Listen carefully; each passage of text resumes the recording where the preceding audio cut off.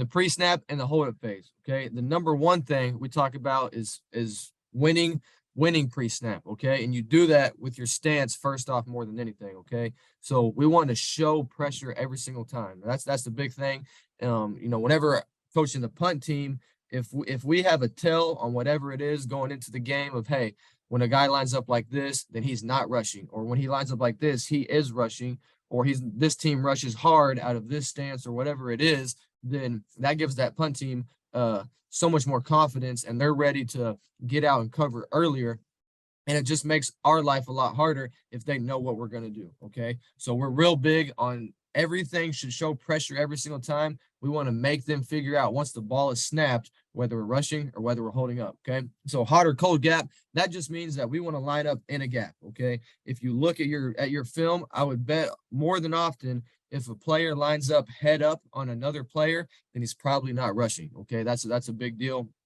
So we want to always be in a gap, never head up on a man. That's hot or cold. The type of stance, okay? So we're a 2-point stance, and we are a staggered stance team. I think, no one's ever blocking a punt out of a square stance, okay? So that probably is a little bit more advantageous for the hold up portion of it, but we also want to go block it too, a good amount. So we're always in a staggered stance, showing like we're getting off the rock every time, okay? Body language. If my weight is high and I'm not really dialed in terms of looking at the ball, and there's different cues, you can look at someone's body and tell, okay, they're not rushing or they are rushing, so on and so forth. And then eye placement. That's the number one thing.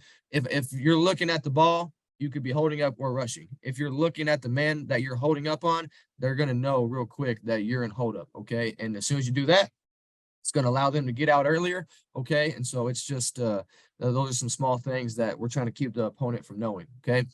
Now, knowing the opponent. So we try to teach our players every single week about their opponent's protection scheme, okay? Whether more often than not, every team's going to slide to the boundary, okay? And so we're trying to coach our team on that in terms of how to adjust your technique based off what you know the opponent is going to do. Is he going to be running away from me? Is he going to be running to me? Okay. And so that's a big deal. And then we'll talk about our shark technique here in a second. Okay. Hold up technique. All right. Coaching DBs, this is, to me, the hold up technique on a punt is, or punt return is pretty much just man-to-man coverage. Okay. So big thing is winning with your feet before your hands. We're a little different. A lot of people want to grab cloth and really just jerk these guys and really attach hard to them. And the reason that I've kind of went away from that is I think so many times guys try to go attach real quick. And if you hit, usually you do hit pretty good. But if you miss bad, and that guy ends up scot-free. So, yeah, it might take some speed off initially, and that creates some seams in your coverage. But I want us to stay with them the whole entire time. I don't want to just hold them at the line and then boom, it's over. I want to be with them the whole time. Okay. 2 to 1 to none. Okay. We talk about that with our offhand stab. If he's in my cylinder, 2 hands. If he's starting to leave my cylinder, offhand stab. And then as he releases and gets fully outside of my cylinder, then we'll go to, we'll have no hands on the man. Hip level and knee bend. That's just football 101. Okay. Gotta have great hip level and, weight distribution if we want to be able to move. Okay, half a yard behind. Once we release, we want to be half a yard behind the guy so that, because as the returner is running downfield, then the cover guy, they're going to be in an ideal situation, they're going to cross each other like 2 trains in the night. So if I'm on the low hip of the man or half a yard behind him, as we say, then I'm able to help redirect and cut him off as the ball carrier passes. Okay, and then that pester right there, I don't want to attach with my hand high and give that guy a get out of jail free card. If I'm holding my hand on his shoulder, it's an easy way for that guy to use his hand right here to knock it down and then get back in the fight. So I don't want to hold my hand up there on his shoulder area, give him a leverage point to get off me. Okay. And then so win early to win late. Obviously, if you're better at the line of scrimmage, the better you're going to be, 20, 30 yards down the field.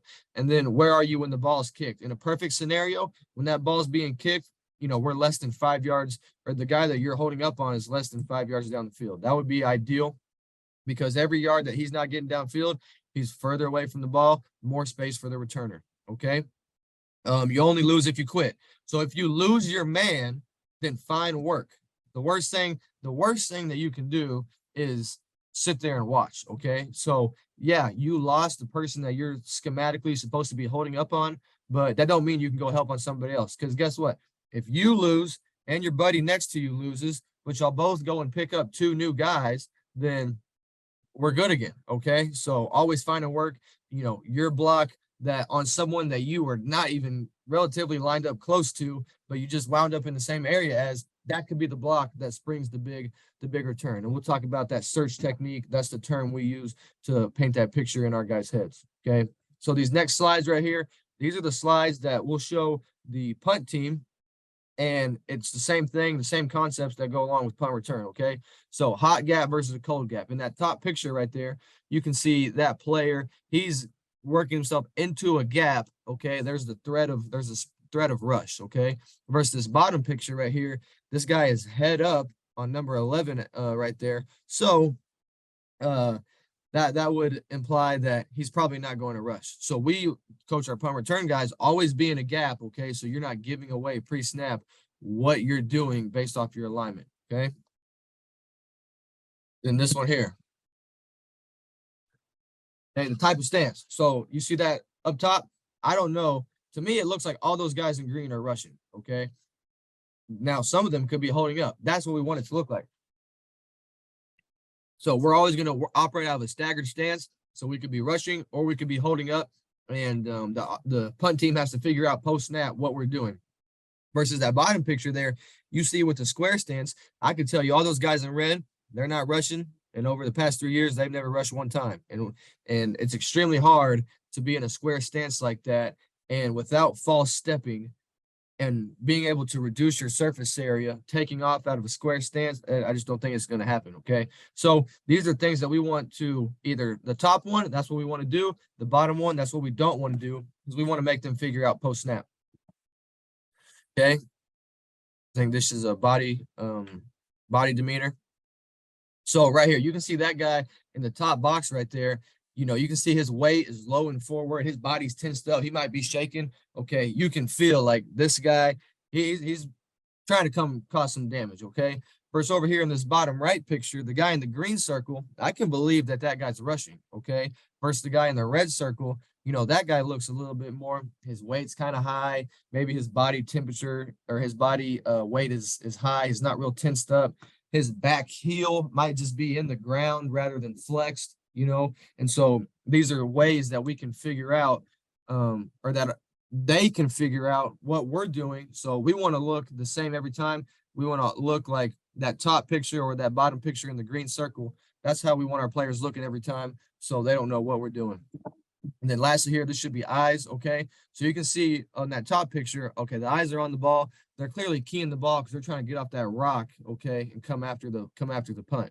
Versus the guy on the bottom, for number 11 right there on the punt team, that's as easy as it gets.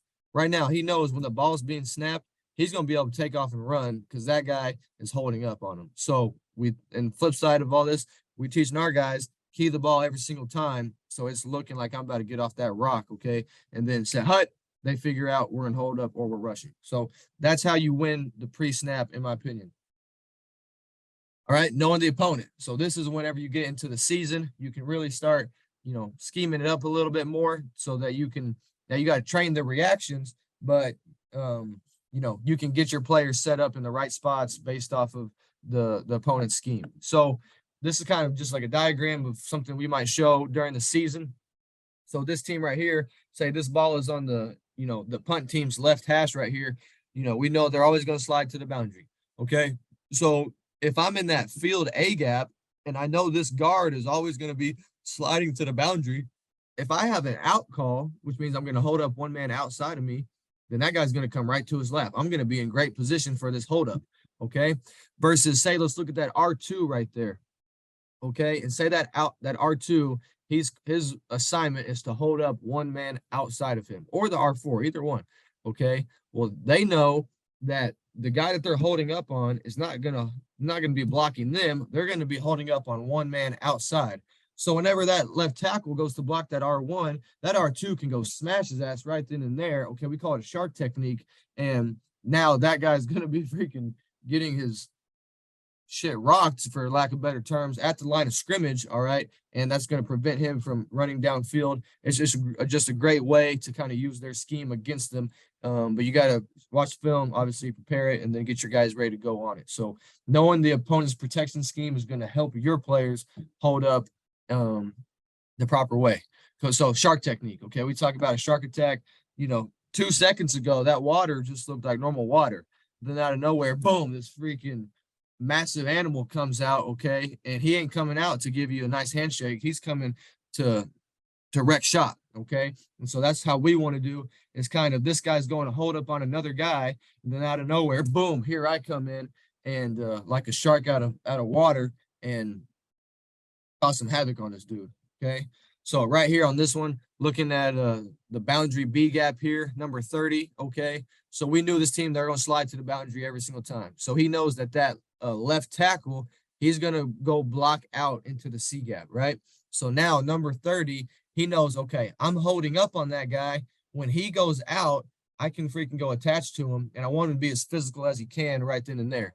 So said, he turns out right now to go hold up on 31. This is a great opportunity for him to go wreck shop on that dude. Same thing, okay, that could be happening. He should be shark attacking there. He should be shark attacking there. And then he should be shark attacking there. And then everybody it's just going to be bad news for the other guys, okay? Now, we only have one guy that ends up doing it kind of well, all right? But you can see right now, okay, the line of scrimmage is the 18-yard line.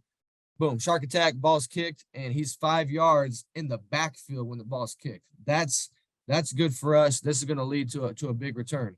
Versus you see this right guard to the field, ball's kicked, he's 5 yards downfield. That's a 10-yard difference right there, and that difference could be the difference in a 10-yard return or a 20-yard return, okay? So that would be our shark technique right there. Really good. You can see from the end zone shot right here, 30, boom, he goes out, attack him right there. Okay, we got another decent one right here. Same concept, different scenario. So still looking at 30 right there in the boundary B gap. So now we knew that this team, they were always going to slide the protection to the 2-man shield side. So you can see right here, this guy that's offset. So we knew wherever 74 was at, they're pretty much were going to go at him. So he knows that now on this one, he has an in call, meaning hold up one guy inside. So he knows he's holding up on that guard right there, but this guard is about to go block this A-gap player right here. So he knows as soon as he goes blocks him, I need to go freaking wreck this guy right there. So set hit, boom. Right now, 38 should be getting a mouthful of lumberjack right then and there behind the line of scrimmage, okay? And another good job of this ball being kicked, all right? And he's behind the line of scrimmage. But I would like him to be more physical here. Right about now, that dude turns around and we can put him on his you-know-what right then and there, all right? And he's going to be in a world of hurt, and then 30 can go pick somebody else up, okay? So those are opportunities for shark technique, something that's been really, really good to us.